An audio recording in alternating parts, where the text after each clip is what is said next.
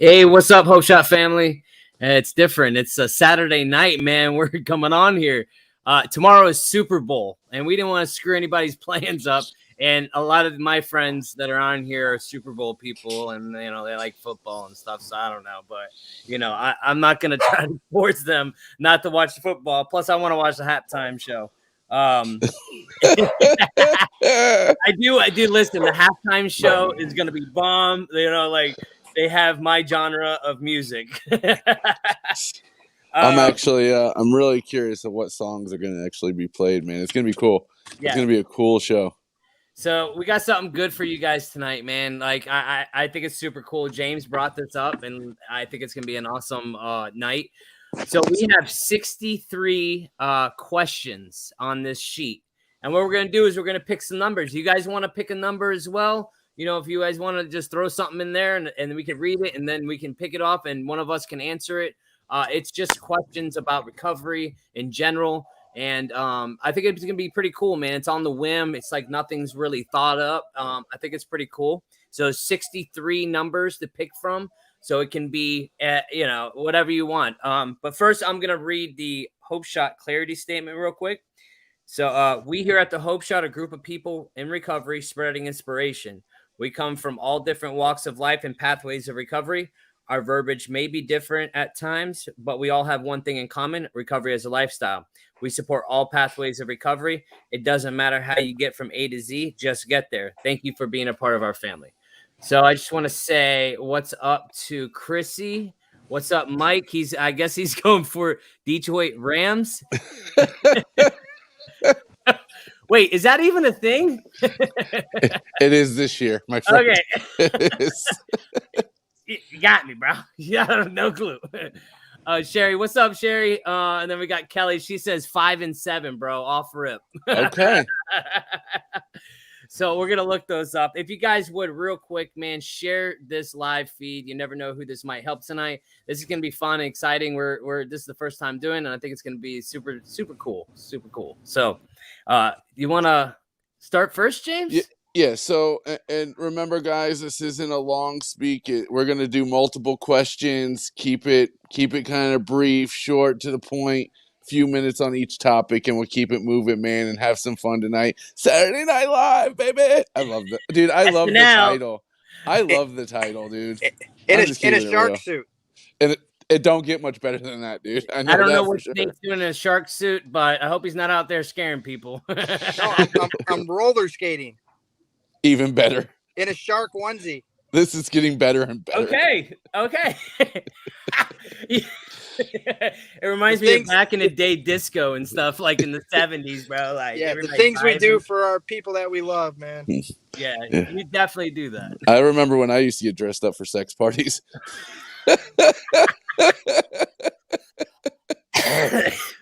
Oh wait, we're live. Yeah, let's stop that.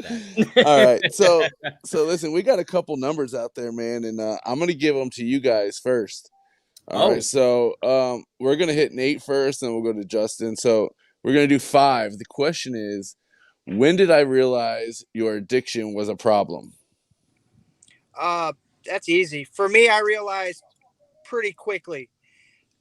I mean, more looking back at it, I see that it was a problem right away. But like when I was really conscious of it is when I got old enough to face some serious consequences. And when the first time I went to prison, I'm like, damn, man, this is a result of my choices. I was reflective on that. And but the crazy, I kind of knew all along that it was a problem. I just had I didn't really care to change, or B, I didn't know how to change, and C, I didn't think I was worth changing after I did hurt enough people, Okay. I like it. Justin, you ready, my man? Born ready. Let's do this. I know that's right. All right. So, what were some fears you had before coming to recovery? Oh man, dude, that's a good one. All right, so fears, bro. Me and my wife now. Okay, this is one fear. One fear is losing the fun. right? Like we're so adapted to this lifestyle and like so accustomed to it. We're drinking, we're going out partying, like we're hanging out, going to bars. This is what we do. I had a fear she's going to leave me for somebody that still kept up with that lifestyle because I wanted to change. And like, and it was stupid because like that didn't happen, but it kept me like in that for a long time. It's like I didn't want to change it because I was afraid that the lifestyle would change and it didn't fit the agenda anymore. And that's some stupid thinking. Another thing is, just like not being able to go drink a beer with my boys. You know what I mean? Like, like having that socializing, the camaraderie, like hanging out, going to Wing House, man, pop a couple beers after work, having that one-on-one like time. It's like if that's the only thing we have in common, man, though, like that's sad, and but that's what goes through my head. And like every time I drink, bro, nobody wanted to be around me anyways. Like there was never just one beer. It wasn't having one beer with my boys. It was getting wasted and dumb. And most of the time part. we did end in some stupid shit, doing the next bad thing that I wanted to do, or being up till 2:00 in the morning and having to go to work next day. Who knows? But yeah. You went to bed at 2? Huh. Sometimes. Sometimes it'd be way later than that. So we have 2 more people that put 54, James. I think we're gonna do a 54 for you, buddy. Okay, let me scroll on down here. All right, I'll read it to you. I'll read it to you. I got you. I should have just put this thing up on the share thing. No, because then the point is you don't want to be able to see them. Okay. 54. What have you learned about establishing healthy boundaries in recovery? Okay, so that's a good one for me, man. Because that's a process, man. When I got here, I wanted everyone to like me. You know what was more detrimental to me than everybody liking me? I wanted everybody to know that I was doing good, and like I was looking for this. I was trying to be a face of a faceless program, and what I had to learn about boundaries is that, like, especially when you're in a fellowship, man, it's a revolving door. So I had to stop letting everybody so close at first. Man, like I would give off my places to stay. Like it was just absolutely insane what we were doing, and I had to realize that like no was a complete sentence, and it's okay to change my circle. Like it's okay to outgrow people. It doesn't make me better than, it doesn't make them less than. It just means we're just on different lengths, man. And you know, I didn't want to keep feeling taken advantage of or things like that, man. And I was, for my healthy boundaries, I had to stop people pleasing to get people to like me. I just had to learn how to be me and let the people that love me, and those that don't. And that's okay. That I'm not everybody's cup of tea. So it's okay not to be everybody's cup of tea is where I would go with that, with healthy boundaries. I don't need everyone to like me, and I no longer need to focus on the 1 or 2 people that hate me. I'm going to be exactly where I'm supposed to be. So, man, great question. Great question. I'm liking where we're going. Caesar, I'm going to fill you in real quick since I'm talking. We're doing a questionnaire game. So you don't know the topics. It's like speed dating real fast. We're going to go through the questions. You give a short answer, and then the next person. And some people in the comments are picking numbers for us, so they're participating at home as well. So what was the next number? 19. All right, let's go on up. We've got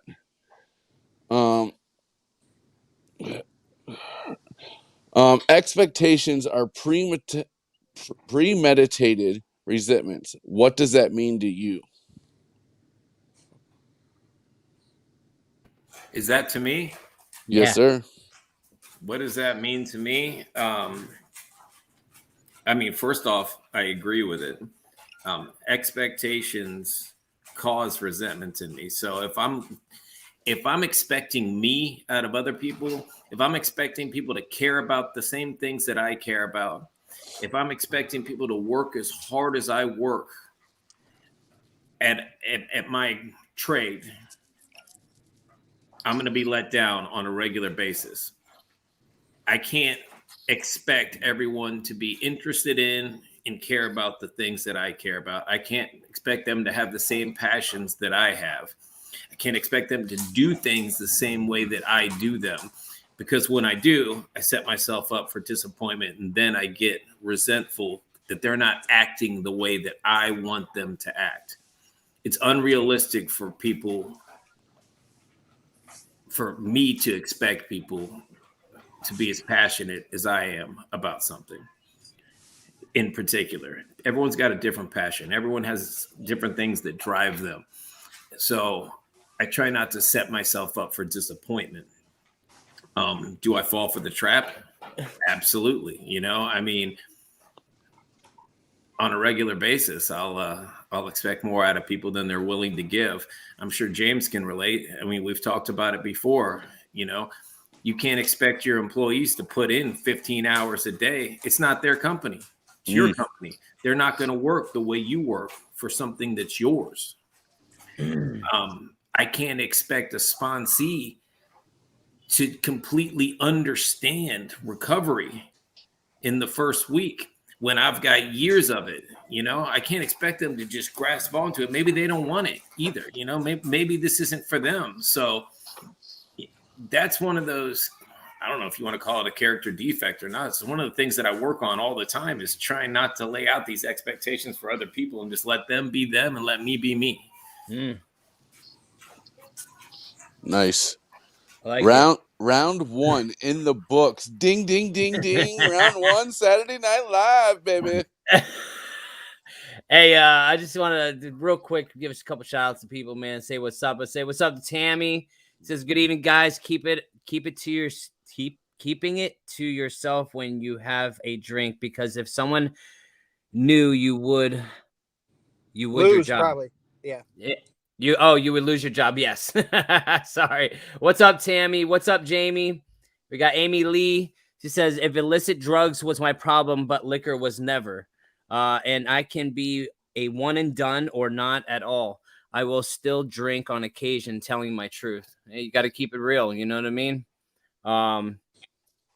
Let's see. We got Mindy. What's up, Mindy? And then we have a couple more people putting some numbers out there. If you guys got a number you want to hear us ask each other questions, we have 63 questions tonight on this list. And we're just doing it at random, man. Random topics, random questions, and we're picking numbers. You guys got some numbers you want to throw into the chat, man. We'll ask each other, and then we'll have to answer them. So it's a pretty cool game, man. Actually, I like this, dude. This is cool.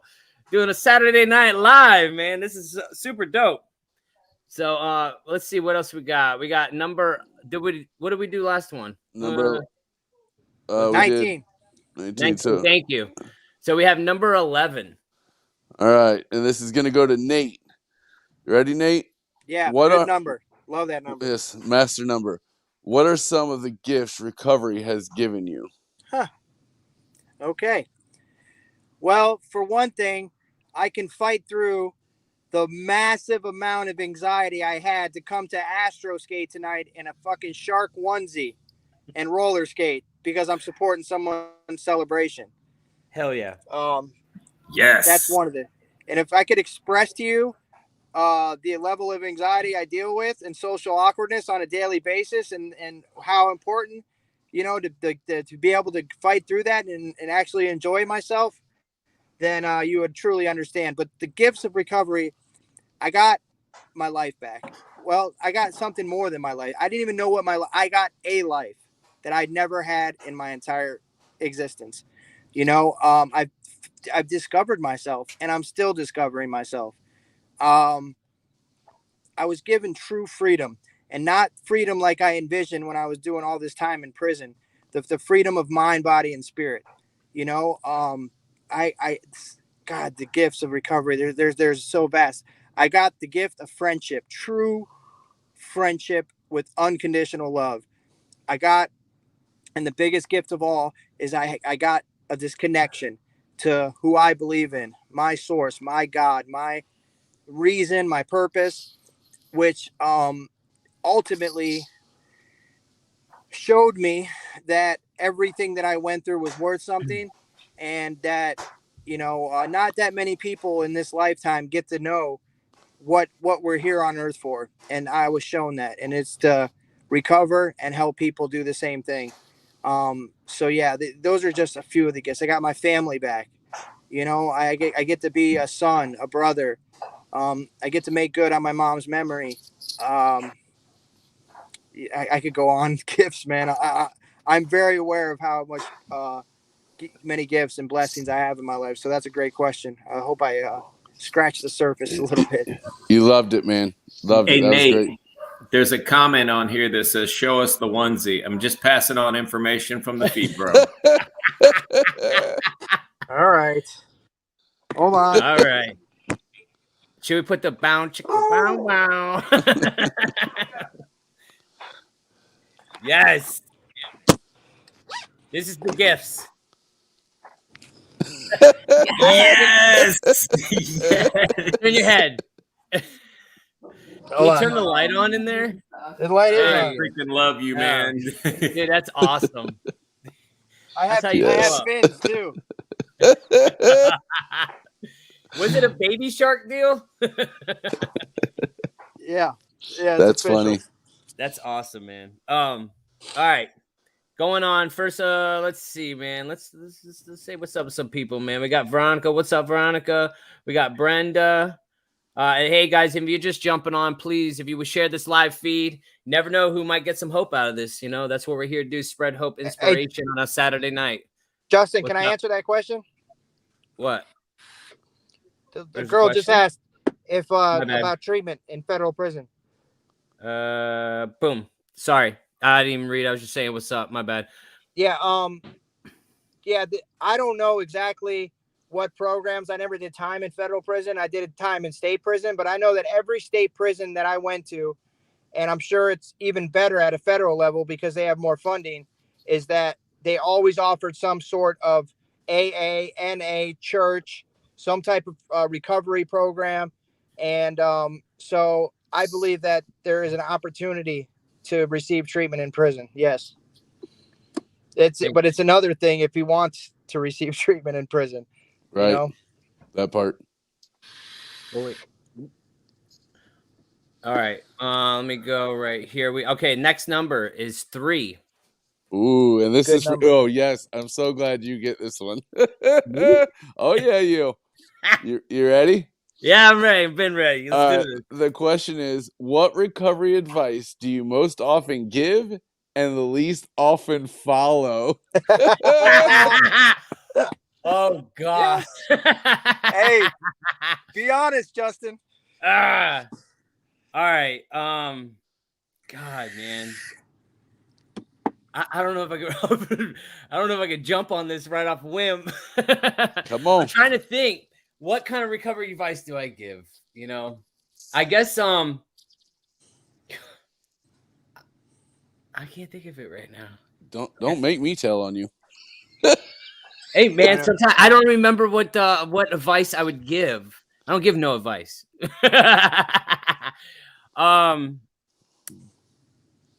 Man, I guess what, James? Go ahead, say something. I know you want to. He'd be like, James, you got to give up control, bro. Yes. Yes. Okay. Okay. Listen, I suck at control. Listen, we give advice when we're the ones that be telling ourselves that. Okay. Listen, I'm sitting here dealing with defects bad. Okay. And I have I'm going to be honest. Like, I was talking to Johnny the other day about gifts. Like, and I tell Tiffany all the time, Tiffany wants to get me a present for birthdays, Christmases, da-da-da. We share the same bank account. I'm the provider in the house. She does everything else. Like, she has her own job with me because I own my business, but she handles all the phone calls, does all the scheduling, she does her part in earning. You know what I mean? Especially dealing with the house, the kids, everything like that. So she does her own thing. But buying me a gift, I'm sitting here like, I don't want anything. You know why? because I'll go out and buy it my fucking self, right? I'll go buy it myself and do it for myself. But then like, I was talking to Johnny the other day. I'm like, bro, like, I mean, I don't really want or need anything. And then he's like, bull crap. You know what I mean? Like, there has to be something. And he's like, dude, it's a control thing. He's like, you control everything. You control the money. You control this. You control that. And I'm like, what, is it a control thing? Like, I don't feel like it is, but maybe it is deep down that I cannot see. And sometimes we can't see that, right? So listen, I listen to my peers, the people that are in my corners, the people that I trust, know, like, and trust, except for James. But but like, I have to really consider this shit because like I can't see my own shit. I can't see my own shit sometimes. So I have to really, like, if I trust them and know that they have my best interests at heart, I'm going to sit there and actually ponder on it. And it's most of the time these people help me shitloads because I ponder, because I respect them, and I will freaking look at it because I have to look at stuff these days. If not, I'm going to remain sick. I'm going to keep remaining sick in these defects that I can't freaking see. You know what I mean? And like, so the control thing, there's so many things I control, like my work. I suck at being a boss. Like I literally do because I want to control everything. And it's like, you got to meet people where they are and like, let them be sometimes. And like, I'm trying, I seriously am trying, but it's deep rooted in me control. And like, so me and Tiffany are working out to where like, I'm going to figure out, you know, just, I'm going to give her some things. Like even with the kids, like letting the kids buy me something. I don't know why it's hard for me to do that because like, and then I got a lot of work to do on that, but there's so much. You want to talk about control, man? Damn, James, you want to throw daggers? But it's true though, man. And I'm like, you know, I'm robbing them of the same feeling that I get when I give them gifts.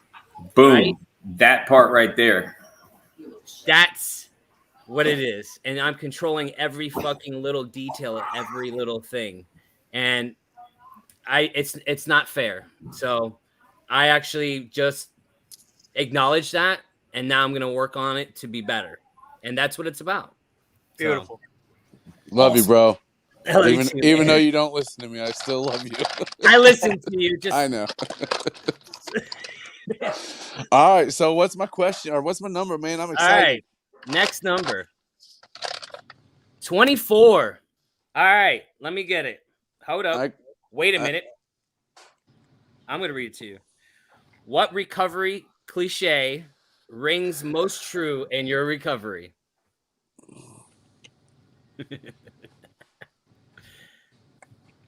So there's a couple, man. Meeting makers make it. You know, it's cliche as shit, but like there's something that it does for my spiritual conditions. You know, and like if I stay in the basics of recovery, like I ain't never got to leave them. You know, working the foundations of step 1, 2, and 3 in my life on a daily basis. Like those things really, really do it for me, man. Like they're cliche, but they're facts when it comes to my recovery. You know, I know I'm more spiritually fit when I go to meetings. You know, and I know that like when I stay in the basics, like I don't ever have to use again, man. And that's what it's about for me, is never having to use again. And just for today, I don't have to, because I'm willing to stay in steps 1, 2, and 3 for me. So that's it for me, man. I'll keep it short and sweet, because I know tons of people are hitting up them numbers, man. And so I'm gonna keep it short and sweet. Let's do it. Kelly, you want in on this? Yeah. Yes. Oh, yes. I'll do it, but seriously, like this is making me anxious. But I'll do it. No, I'm in a fucking shark suit, Kelly.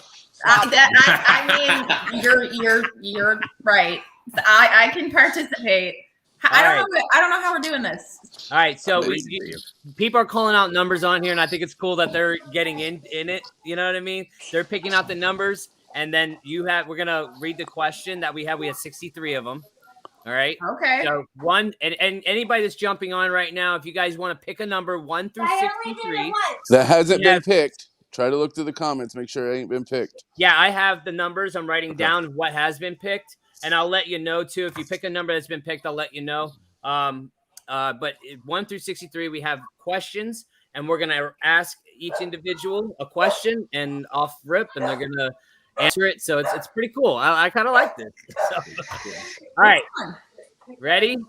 Okay, we got Allie says she wants to hear 15. So that's your number, Kelly. No, we didn't do 24. We did. James did 24. Yeah, I did 24. Oh, that was 24? Okay. Yeah. All right, so Kelly, here's your question. It says, what advice do you have for the newcomer? Oh,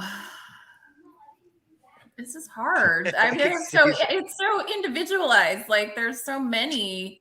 I mean, we have those keep it simple, meeting makers make it, but for me, it's about to thine own self be true. It's really about finding out really what's internal, right? And what how do I say it? I say my internal compass, but really digging deep to figure out what your truth is, right? And living your truth. That's my biggest thing. And that's the biggest blessing that I think living in recovery has given me is living my truth, finding out my truth, living my truth, and meeting the people that are supposed to be in my life because I'm putting that energy out there that's truly me.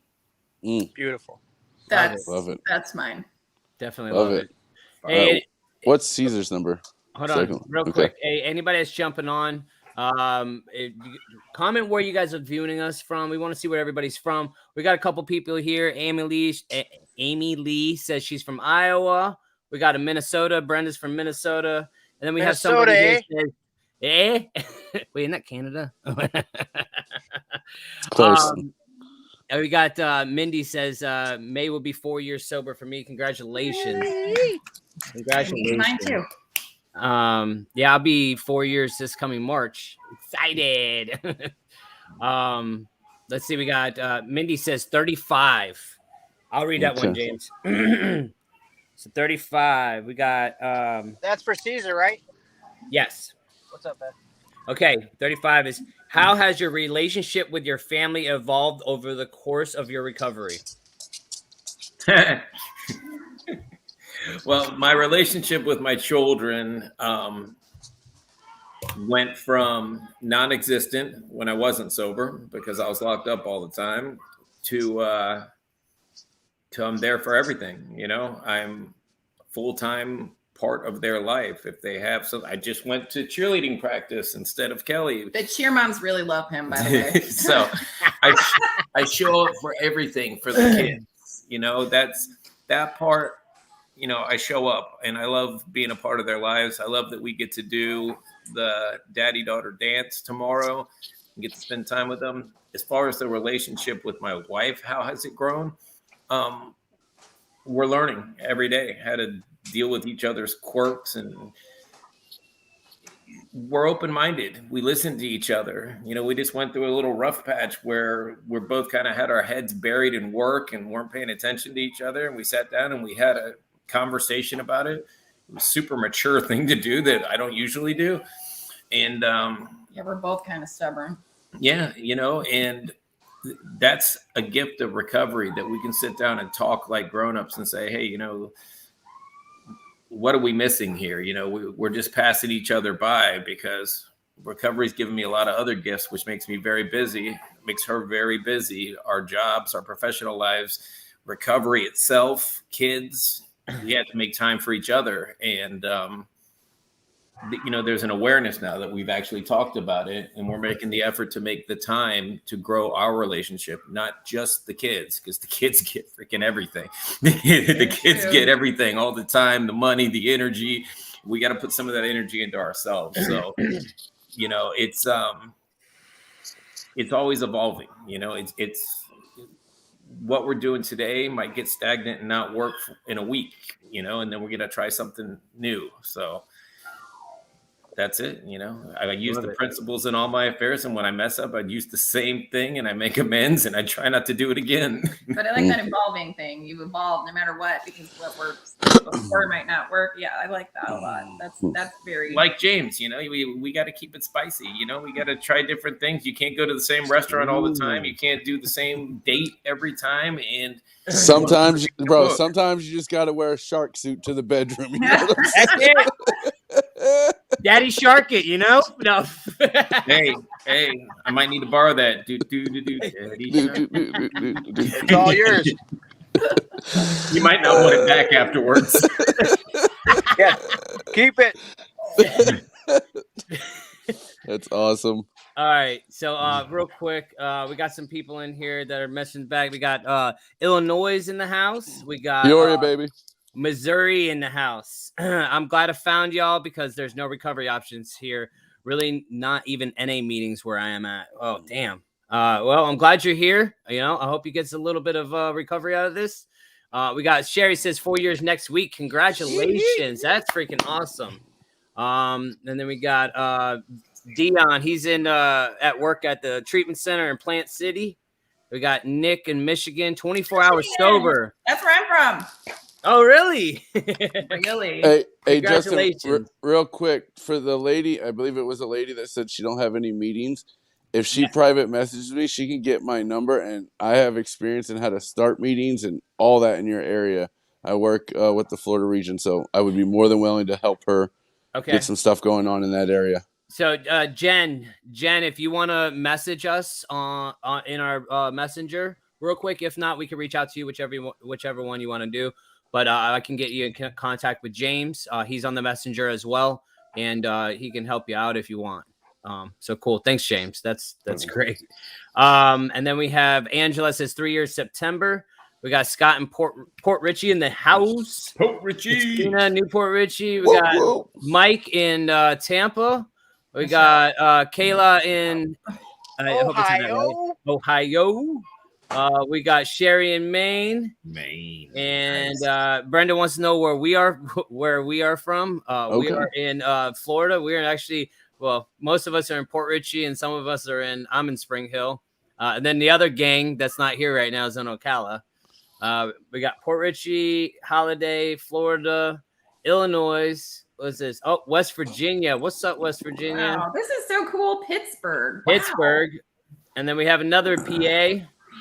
And that's it for now. That is so much gratitude going through me right now, dude. That was really awesome. cool to read off, man. Yeah. That was huge. That was so cool. Thank you guys for participating, man. Y'all made my night. Yeah, we love you guys. Thank you for always showing up for us. Yeah. It's super cool to find out where people are viewing us from. You know, I always love that factor, you know, and see different people from all over the country. You know, that's what the beauty of social media is, you know. All right. Back to questions. All right. And if you're just jumping on, again, we're doing a game. We have 63 questions, 1 through 63. If you guys want to hear it, we'll try to get to everybody. But we're going to ask each of us are going to each of us going to ask me a question off your numbers. And it's just random questions. And then we're going to answer them. So I think it's a super cool game for Saturday night, man. We should call it Saturday night game night. All right. We got number 60. All right. So we've got, and this goes to Nate. Mm-hmm. Ooh, which spiritual principles do you find most important? Okay. I feel for me, and I'm going to tell you what I struggle with. What I think is most vital is trust. I mean, you could say faith as well, but trust, trusting in the process, trusting in who I believe in, because it's easy to live in spiritual principles when everything's going great. But what happens when, someone brings up my daughter, or, when someone starts talking about their mom and I start thinking about mine, who's not here for I can experience this recovery and these blessings with, and in those points, I have to really focus on trusting that, I'm exactly where I need to be with exactly the people I need to be around, and just to keep moving forward. Each act of kindness, each act of gratitude, each act of, service is one step closer to not only my daughter, but to my mom's spirit, so it's things like that. Trust, man. And sometimes it's hard to get to find that at times, when I'm dealing with these situations that are so close to my heart and soul, and that I have zero control over, so for me, it's trust, guys. Love it. And I I'm gonna go be present with this party, guys. I love you guys. Thank you for having me for half the show. It was this whole platform is super important to me. That's why I stepped out to join you guys. I love you, and we'll catch up with you, man. Love you, brother. Nate. Love you, man. Thank you for coming on. All right, buddy. Love you, Nate. Whoa. Oh, see, yeah, that's better. Yeah. Okay. That was a whole lot. Let's put some glitz and glamour on the background right there real quick. And I don't care if you can't see the whole thing. We got to get something on there. Let me just do this real quick. Bam! There we go. A little bit. Amy Lee, that makes me sad. You can really, so she said, I stay in solitude and can't trust. And that's a tough one. That connection is huge with spirituality. When you go back to finding your truth and working through what you need to work through in the recovery process and trusting those and realizing that people are just human. And that's why typically in recovery, we trust a higher power and realize that, you know, people will let us down, but they're human. But the connection that you find when you find your higher power and the true version of yourself with the other people around you is just, I don't know. It's something that words can't describe. I hope that you can find that and trust enough to find that. It's magical as fuck, as they would say. That's the new lingo, as fuck. Is it? I don't know. I just heard. Everything's AF now. Right. You know, PG. Is that the most? You just muted yourself. Yeah, like I know what you mean. Is that the most magical background that we have? I mean, dude, it was just on a whim, bro. You said magical. I'm sorry. I just wanted to put some glitz art and glamour. background. That's what you said. Huh? Glitz and glamour. Here, you want me to make it real magical? There you go, bro. That's called fruit salad. I love fruit salad. Yeah, it's not a bad one. Big fan. All right, so what's the better? next question, my All man? right, here we go. Stop trying to get out of your question. All You're right. stalling for time, guys. Yeah, I ain't stalling for time. All right, next one. 33, what's up? Yes. 33. All right, so I masked the number as well. Give me 1 second because I got to reword it. All right, how has a fellowship member been able to reach me in a way that no one else ever had? Okay. Well, I mean, okay, and I can bring that right back to what I was saying earlier. A fellowship member, you know, somebody that's in recovery, I have to know and bring it back right to trust, right? I have to trust them. I have to respect them. I have to just care what they have to say to me, because if not, it's just white noise. You know, it's just like, you know, trusting people. It was hard for me to trust anybody that somebody's going to have my best intentions. You know what I mean? Like, but I was just so sick of the way I was that I had to do something different. And I had to start trusting people because my whole life I was let down. You know what I mean? So I had this deep crap in me that's never going to trust anybody. No dude, because my dad let me down. You know what I mean? No woman, because I've been cheated on and lied to and all this crap from all kinds of past relationships.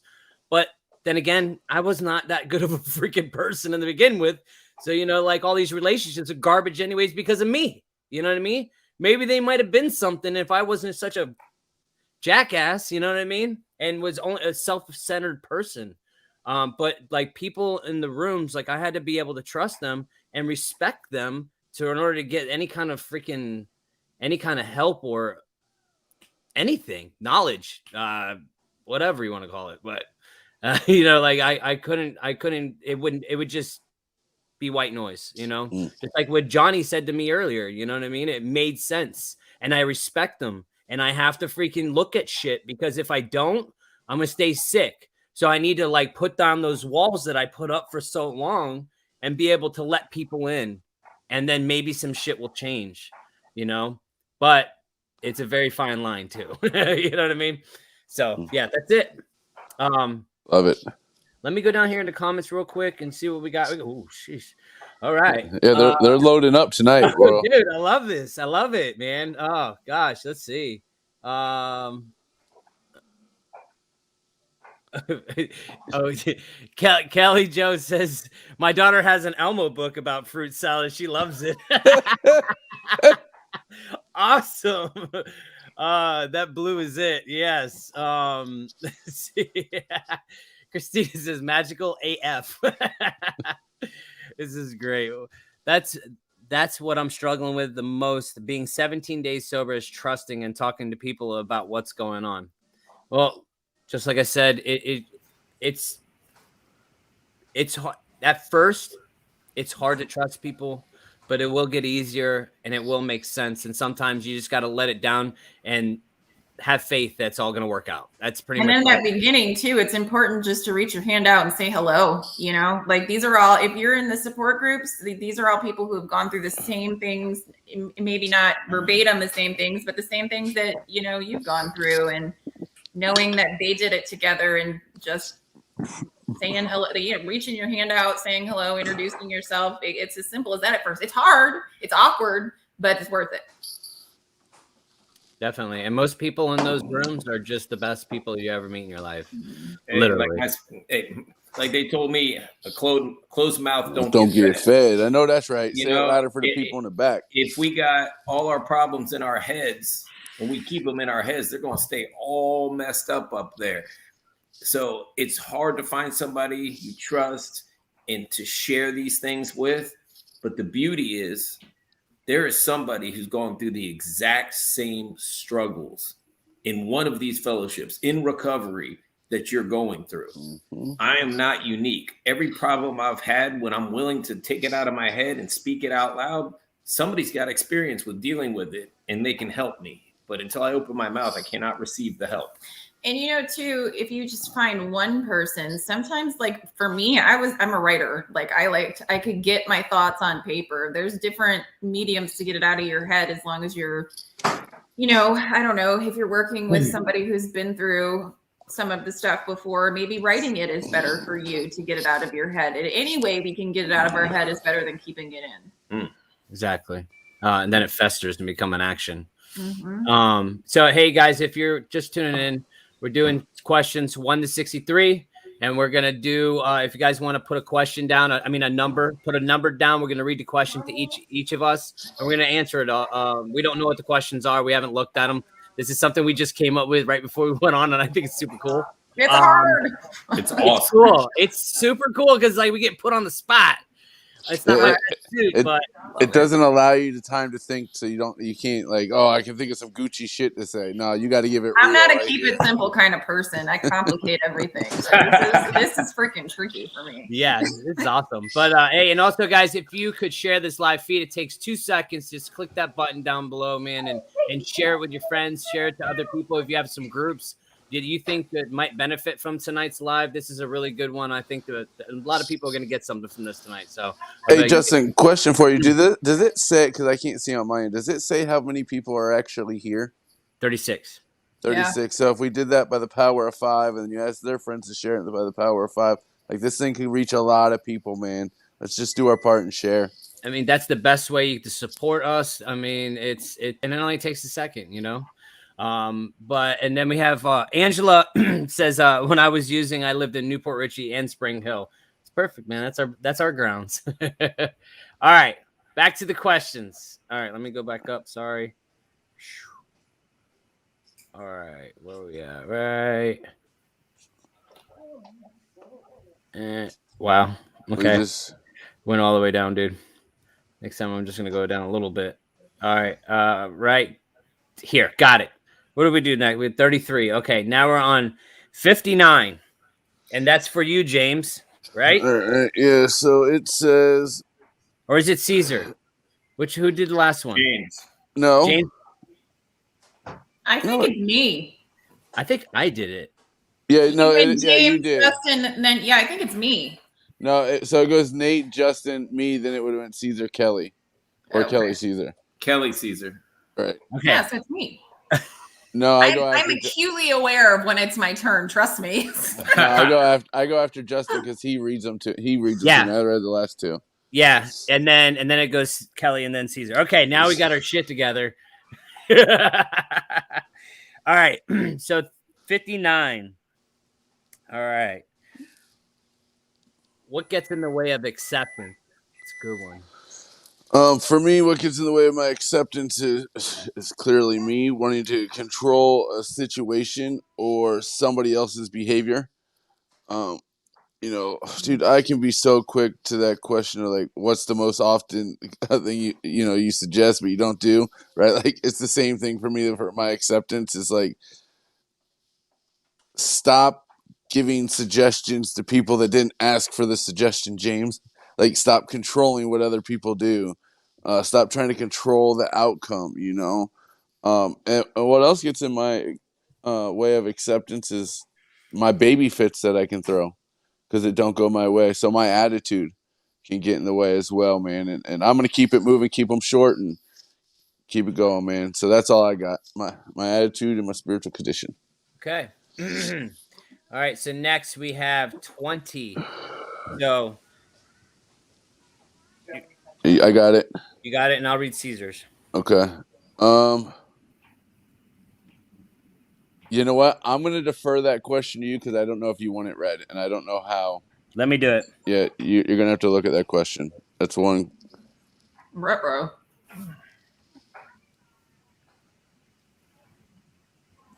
Okay, why don't we just do the next one? No. It says, what was your experience with addiction prior to finding the rooms?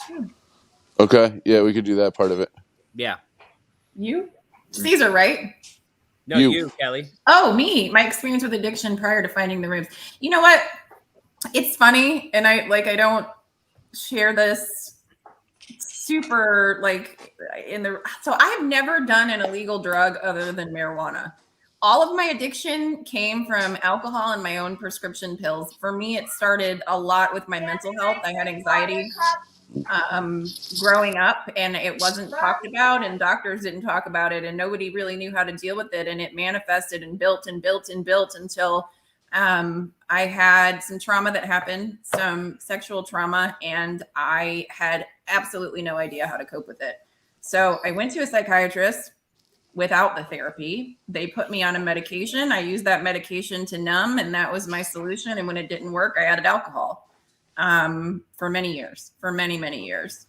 Even though, it was prescription medication and alcohol, I got just as deep as anybody else. So that was my experience. And I definitely had a bottom, and my bottom wasn't necessarily so much I was in prison or jail or was completely homeless. I was living with my parents at that point, but I lost my damn mind. Like, my mind was completely gone, and it was very, very, very scary.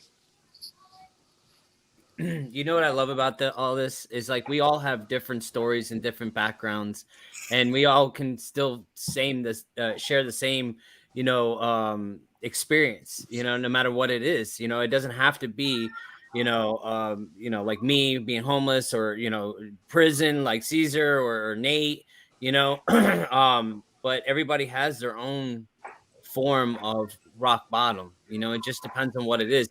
I always say there's levels to this shit, And there's no particular face or demographic that suffers more. Like, addiction literally impacts every single person. It's not necessarily, like you said, the homeless person or the person in prison or the typical addict. There's no such thing. There's absolutely no such thing. Exactly. I always worked. I could put on a face and Gucci on the outside, Kmart on the inside. Like, I could keep it together. I had somebody tell me at one point in time, they were like, Kelly, you would be holding it together if you were falling apart. Yeah, that's Caesar's line. I freaking love that. Gucci on the outside, Kmart. I mean, nobody would know until it got bad. And then, people were like, okay, Kelly, get some help. Hold on. That saying was in rehab because we were getting our weight on and getting healthy again, but we were smoking 2 packs of cigarettes a day. And I'd leave the gym just to go smoke a cigarette and go back in and work out some more. I was like, as long as it's Gucci on the outside, it don't matter. Yeah, that mentality did not get me very far. It didn't work well for me either. All right. So next, moving on. And I just want to read this real quick. This is, wow, what a beautiful surprise. I so needed this. So thank you for being here, Melissa. All right. Number 6, James. All right. So it's for Caesar. All right. So what are some ways you've experienced a recovering message? I can receive a message anywhere, anytime, if I'm open and willing to listen. It's I can get a message being on this podcast. I get a message if I don't go in thinking I know everything to a meeting like James and I were talking about getting stagnant for a little bit, because I go to the same meetings a lot and I go in with a closed mind saying, oh, I know what this guy is already going to say. I know what she's going to say. I've heard them 1,000 times. I can only I can block myself from getting a message of recovery and a message of hope. It's me focusing on resentments or thinking that I know it all that stops me from learning. But I can get the message anywhere throughout the day. I can get them as long as I'm spiritually fit in looking for an answer. There's answers everywhere. I'm surrounded by people in recovery. I talk to them on the phone all day. I see them in person on a regular basis. They work in my office. I live with my wife. There is a message of hope and recovery surrounding me. It's only me that can make the decision to not get that message. So, I mean, I'm buried in recovery. I mean, I'm blessed. I got it around me all the time. Nice. That's perfect. Yeah, you know what? I was reading in the Drop the Rock book, which we haven't got to yet, but there was two different perspectives in the same meeting, right? One guy was like, "Oh, there's worst meeting I've been into," and the other guy was like, "This is the best." Are you literally going live, giving us a freaking spoiler alert? Listen, don't worry, you'll get there. You'll get there. Catch up, bro. Anyways. This guy, Caesar. I can't take him nowhere, Caesar. Listen, don't worry, Claire. We'll catch up. We'll get on your level eventually. You will. I get it. Don't worry. People like you is exactly why they invented a cover charge. That's all I know. Listen, it's just what came to mind. And it's like two people at the same meeting, man. One didn't like the meeting also. It was the worst meeting ever. And the other one said it was the best that he ever heard. And it's like, it's all about your mindset. Perspective, bro. Okay. If I ever told my sponsor that a meeting sucked, he turned it around and said, "What'd you do to make it better?" Mm-hmm. And then I stopped saying that. I love that. That's fucking awesome. All right, moving on. 59. Is that me? Yeah, you got to ask the question. But didn't we do a 59? No, we have a... Yes, we did. Did we? Yeah, it was what gets in the way of acceptance. Oh, yeah. Did we? Yeah, I answered that one. My bad. All right, I'm Get sorry. It together. I need to get my shit together. Let's see. If we got 15, we already did. 59 again, we did. We got 17. Boom, that's not done. Okay. Okay. So, you want me just to read it, or you want to read it to me? No, wait, hold on. It's Justin's turn. You read it to Justin. You're absolutely right. Yes. Perfect. What role has your sponsor played in your recovery? So first it's like, what is a sponsor? A sponsor is somebody that's going to guide you and like pretty much have that helping hand, somebody that you know, like, and trust. You know, you have to ask them to be a sponsor in the first place. So you have to like what they have, you know what I mean? And that's something that's very important to me. If I see something that somebody has, man, and I want what they have, I'm going to ask them what they did. You know what I mean? And they're going to freaking pretty much lead me. They're going to guide me. They're going to tell me when I'm being a retard. I have to run shit by them. That's the same thing as getting out of your head. And I have to be able to tell them, hey, this is what's going on. And then I have to actually look at it. And that's how I find the solutions to a lot of my shit, because you know what? To my own devices, I'm fucked. You know what I mean? And it's the truth, man. Like, if I'm just in here freaking lollygagging with this freaking shit that I'm going through and not getting it out there, my sponsor is usually the first person I go to. And if he's not around, I go to my support group next. You know what I mean? And most of the time, my support group are people that want to see me succeed in life and like have my best interests at heart. But he's the one that I go to most of the time off rip, man. And usually it's some deep shit. You know what I mean? Like going through a step 4 and 5. You know what I mean? That fifth step, man, that's something you're gonna give some dark secrets to. So like, yeah, that's what a sponsor is to me. That's what I do. So that's it. Nice. Okay. All right. Moving on. Let's see. We got 35 is the next one, but sorry, Mindy, we just did that one. And then we have 13. I don't think we did that one. So I don't have it written down, but I missed one already. So let me see. You'll have to reword it. I'll reword it. But we haven't done 13, so we're gonna do 13. This is for you, James. All right, 13. How has recovery played a role in your life? Well, I mean, it literally changed everything about my life. You know, I was hopeless and a dope fiend, man. You know, I had no hope, no dreams. It was all gone. The only thing I gave a shit about was where my next one was coming from and what I could get. And recovery has opened the door for me to find my truth, like Kelly was talking about earlier. To thy own self be true. It has given me the possibility to find my truth. It's allowed me to have courage in myself to step outside of myself and actually try stuff, because the dope for me gave me the courage. You know, it was my crutch in life. Recovery has replaced that bag for me, that bag of dope. You know, the courage, the security, all that stuff that comes in that bag of dope, that lie that it tells you. Recovery gave it without me having to put something in me. You know, courage, faith. You know, my business is integrity, honor, and faith, man. I didn't have those principles before. Like everything in my life, because of recovery, revolves around recovery. How I'm a father, how I'm a husband, how I'm a business owner, how I'm a friend. Like, what am I doing in my neighborhood? Like, all of it is based off of the gifts of recovery for me, and the role it's played in how to change me. I found out that dope wasn't my problem, that James is my problem. And when I started working on James, I started to find a solution. Love it. Love it. All right.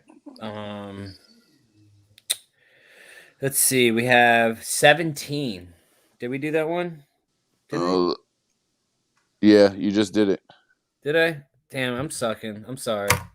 Oh yeah, 17 we just did. Aren't you writing this down? I am, but listen, I'm not perfect, bruh.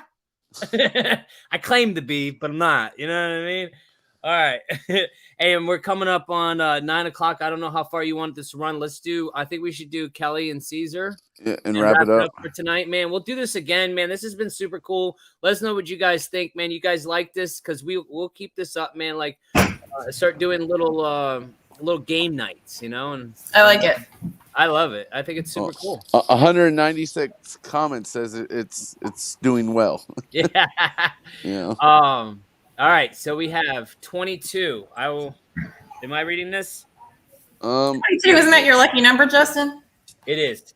then you read this one, and then I'll give Kelly hers. I'm giving Kelly hers now. Oh, yeah, she goes before me. That's what I meant. How do you? All right. Okay, 22. All right, Kelly. It's how do you maintain balance in your recovery? Oh my God, that's like what? Who made that question? Okay, This is funny because I talk about this a lot. I feel like it's something. So my first and second and third and fourth year, when I would do my celebrations, my mentor, my sponsor would always be like, okay, this year's focus, since you've done this, is now like relationships. How do you work on your relationships? In like year 3, year 4, year 5, we've been stuck on balance. I'm on year 7 now, and I still don't think I have balance figured out. So I'm not like, it's hard. Like balance is a hard thing, but like Caesar said, when we were, we pass each other by, you know, we get these things back in recovery, and the things that we get back are the things that pull us away from our recovery, and we have to stop and reassess, and we have to really, just come back to base every once in a while and talk about it. And I have people around me who will call me out like, hey, you're running 1,000,000 miles a minute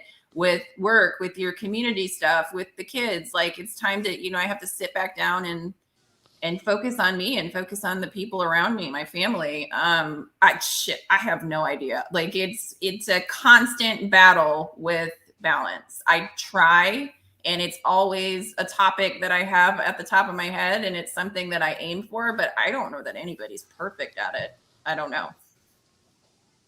Sorry, that's not like a That was really perfect. nice one, but it's hard. Balance is hard. It's what it means to you, though. That was your truth.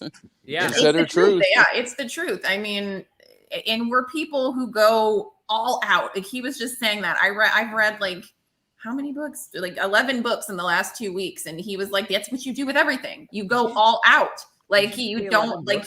I obsess." Yeah, and you I gotta let him know that. She was like, "Oh, I'm gonna buy a book." Yeah, I'm gonna read. I'm gonna start reading instead of looking at my phone. And in 2 weeks, I'm 11 books in, and like I have every book by one author that I like, and I do that with my art. I do that with my work. Like I will work until I pass out.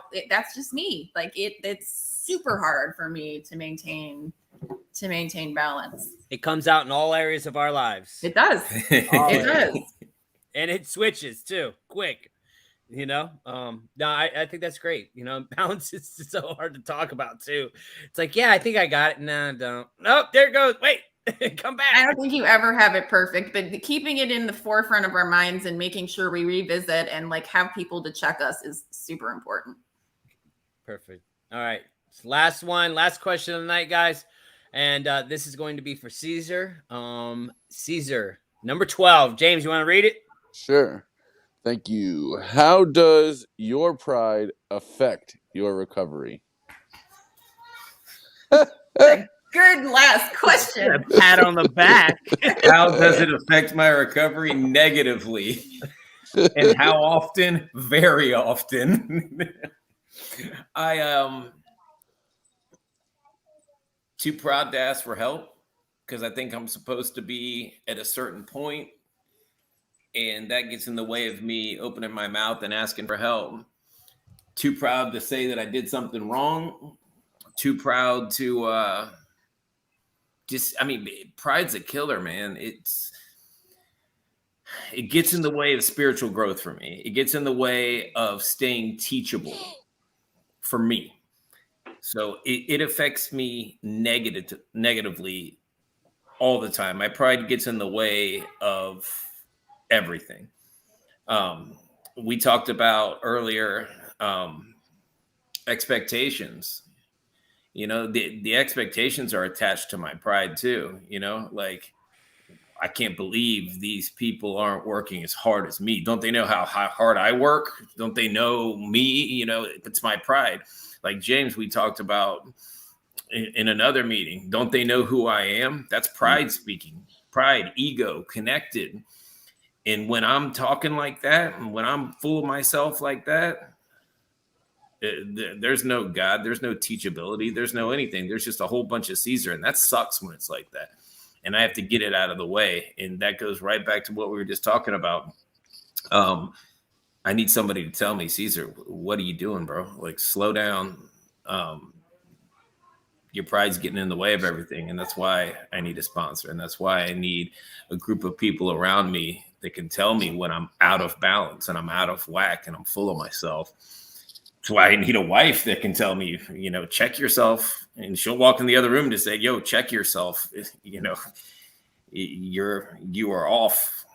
And I do. And then I check myself and then I get quiet and figure out why I'm so full of shit and get back into balance as good as I can. It's I don't even think it's gender specific because pride's always attached to the prideful man. It's not, it's anybody, man. Yeah. Pride's a mofo, man. Pride will keep you sick. If you're too proud to ask for help and to ask for, to get the answers to the questions that you have, then you stay ignorant and you stay sick. So it's one of the character defects I work on a regular basis because it don't just go away. It goes away for a little while and I'm real well, and then pride pops back up and goes, hey, you the man, you don't need nothing, and pats me on the back, and I go, yeah, I don't need nothing, and then I get sick again, and then I need everything. It's amazing to me how many of the questions, just since I've jumped on, how our support networks and connecting with other people have been the part of the balance, right? Like I truly believe that God speaks to us through the people in our lives. And I don't think I realized that until recovery. Like if you really focus in, you think you can't hear from God, you think you can't, listen to the people who have your best interest, listen to your support group. You'll hear God. If I could have done it on my own, I wouldn't be on this podcast. Let me put that out there. If I didn't need people, I wouldn't need recovery. I wouldn't need any of that. I'm on this every week, and I'm at meetings every week because I cannot do this by myself. I've tried and failed miserably. Definitely. Multiple. Well, all right, man. This has been a really super cool game night, man. I like this, man. Saturday Night Live. You know, usually we do this on Sundays, but tonight, you know, because of Super Bowl, we did it tonight, and we hope you guys enjoyed it. And if you guys really love this, man, please share it out to all your friends, family. Share it on your groups, whatever you have. And then we always meet here. You know, if you guys haven't been here before, also like our page. We go live every Sunday, 8 p.m. with Sunday Night Live, and we share on topics, and we try to come up with different things to make it interesting. Also, Wednesdays, 8 p.m., we do we share stories of addiction to success, which is going to be, it's a really cool to hear people's stories, man, of how they found recovery from active addiction. So that's a really cool thing coming up this week. We have that this Wednesday coming up, so join us. And also, enjoy your Super Bowl Sunday. Tomorrow, we're doing something pretty cool. We are having James is throwing a daddy-daughter dance, and we get to bring our daughters and dress up and bring them out and make them have a time of their lives, you know, and make them feel special. And the mommies get a break. Yay. Mommies get a break. So we're really looking forward to that because all of us here have daughters. Well, most of us, James, me, and Caesar will be there with our daughters, man, and make them feel special. It's really cool. Get to dress up a little bit, man. You know, dust off the old tie and the dress up clothes, man. I'm like, I know you two. Video. You two are gonna be all decked out. I already know it. We've got Dumb and Dumber outfits, dude. Yeah. We're coming the hats and all. Kane. That's amazing. Yeah, it's gonna be really cool. But thank you guys for being here. Thank you for participating. We love you guys. Thank you so much, and we will see you Wednesday. Good night, everybody. Love you guys. Thank you.